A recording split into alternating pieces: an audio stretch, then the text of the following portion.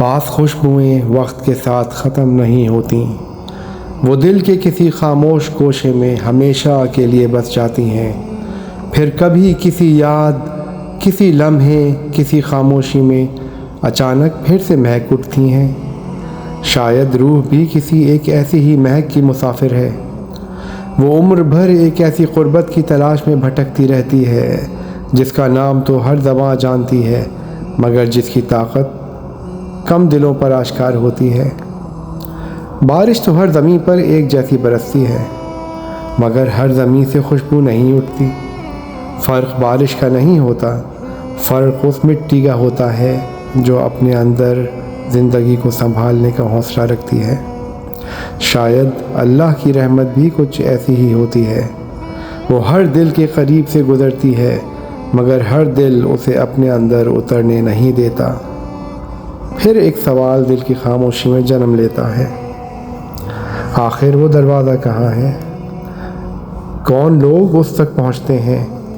اور آخر ایسا کیا ہے کہ لاکھوں دل دھڑکتے تو ایک جیسے ہیں، مگر ان میں سے صرف چند ہی اس راستوں کی پہچان پا لیتے ہیں؟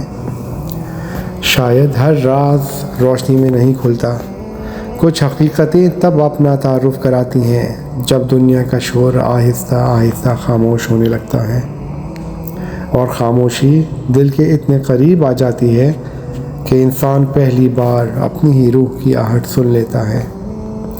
دن بھر خواہشوں، فکروں، منصوبوں اور لوگوں کی آوازوں نے دل پر جو تہیں بچھائی ہوتی ہیں وہ آہستہ آہستہ ہٹنے لگتی ہیں، اور ان سب کے پیچھے ایک بہت نرم سی پکار جو ہمیشہ سے موجود تھی مگر سنائی آج دیتی ہے۔ پھر وہ اٹھتا ہے، جیسے کسی بھٹکے ہوئے مسافر کو برسوں بعد اپنے گھر کا راستہ دکھائی دیا گیا ہو۔ خاموشی ہی خاموشی میں وہ اس تیاری کی طرف بڑھتا ہے۔ پانی جسم کو چھوتا ہے، مگر اس کی ٹھنڈک روح کی گہرائیوں تک اترتی چلی جاتی ہے۔ ہر قطرہ جیسے دن بھر کی گرد ہی نہیں، دل کی تھکن بھی اپنے ساتھ بہا لے جاتا ہو۔ الفاظ آہستہ آہستہ خاموش ہونے لگتے ہیں، کیونکہ کچھ ملاقاتیں لفظوں کی محتاج نہیں ہوتیں، وہ صرف قرب سے پہچانی جاتی ہیں۔ انسان اپنے رب کے حضور جھک جاتا ہے۔ یہ صرف پیشانی کا زمین کو چھو لینا نہیں، یہ ایک تھکے ہوئے دل کا آخر کار اپنے اصل سکون تک پہنچ جانا ہے۔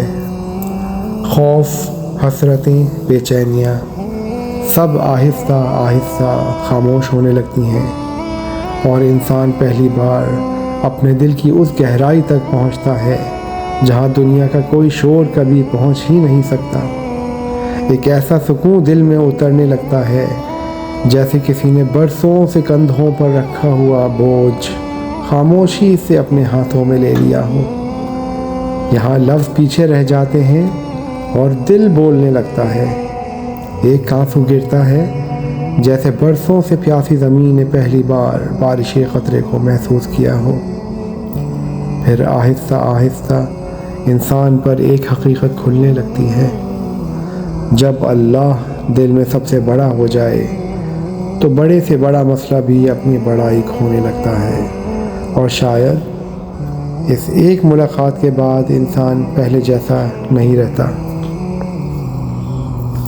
جیسے ایک چراغ برسوں ہوا سے لڑتا ہے، پھر ایک دن اسے شیشے کی ایسی پناہ مل جائے جہاں آندھیاں چلتی تو رہیں مگر ان میں اسے بجھانے کی طاقت باقی ہی نہ رہے۔